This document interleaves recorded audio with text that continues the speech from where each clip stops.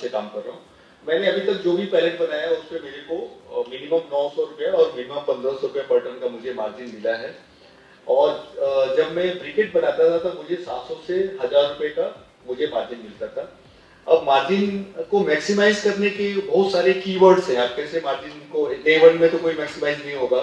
आप जब first year में प्लांट लगाते हैं तो आप मार्जिन के बारे में सोचिए, आप प्लांट के बेटर परफॉर्मेंस के बारे में सोचिए।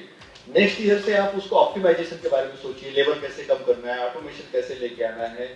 तो डेफिनेटली जो 900 से 1500 का फिगर कोई बहुत बड़ा, और ये कोई रोजी पिक्चर नहीं दिखा रहा हूं मैं प्रैक्टिकल जो मैं अपने 4 प्लांट चला रहा हूँ वो पिक्चर मैं आपको बता रहा हूँ।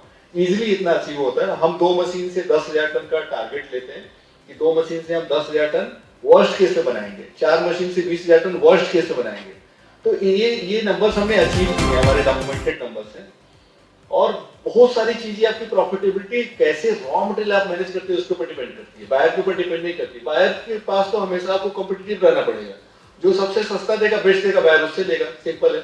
तो रॉ मटेरियल आपने इफेक्टिवली मैनेज कर दिया तो आपको विनर हो।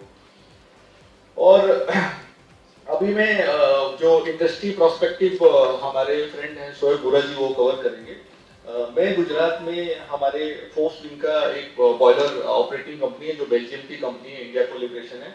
उनका केवल गुजरात में अहमदाबाद और बड़ौदा के पास 1000 टन पर डे का रिक्वायरमेंट आ रहा है ब्रिकेट का, केवल बड़ौदा और गुजरात।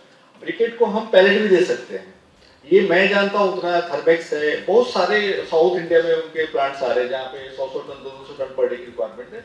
तो बियॉन्ड एनटीपीसी भी दुनिया है, ऐसा नहीं कि एनटीपीसी में ही है तो सब कुछ है। बियॉन्ड एनटीपीसी भी दुनिया पहले भी थी और आज भी है और आगे भी रहेगी। एनटीपीसी एक बड़ा बायर है डेफिनेटली, बट हमारे पास और भी अपॉर्चुनिटी है जिसको हम इनकेस कर सकते हैं। नेक्स्ट इन आप एक काम करो, इसको आगे बढ़ जाओ, फिर ये डबल हो रहा है। एक मैंने रफली नंबर लगाए थे कि इंडिया में कोल जो पावर प्लांट है, 1 साल पुराना डाटा है, 108 mm टन कोल कंज्यूम करते हैं। अगर हम उसको बायोमास में ट्रांसलेट करते हैं केवल 5% तो 54 million metric ton per year का रिक्वायरमेंट है। गवर्नमेंट 2027 से 10% बायोमास फायर करने के लिए बोल रही है, तो 108 मिलियन मैट्रिक टन का रिक्वायरमेंट है, तो ह्यूज रिक्वायरमेंट है। आज हम केवल 10% रिक्वायरमेंट का प्रोडक्शन कर रहे हैं। वो एक अलग बात है कि गवर्नमेंट कंज्यूम नहीं कर रही है, एनटीपीसी कंस्ट्रेंट है, पावर प्लांट की स्टेट लेवल है, बट इतना रिक्वायरमेंट है। नेक्स्ट ये सारे जो मार्केट के लिए लोग हैं जो ऑलरेडी खरीद रहे हैं या खरीदने वाले हैं, सारे जो आप लेफ्ट साइड में जो लिस्ट देख रहे हैं, they are all on green fuel, वो कोल फायर भी करते हैं। Thank you very much.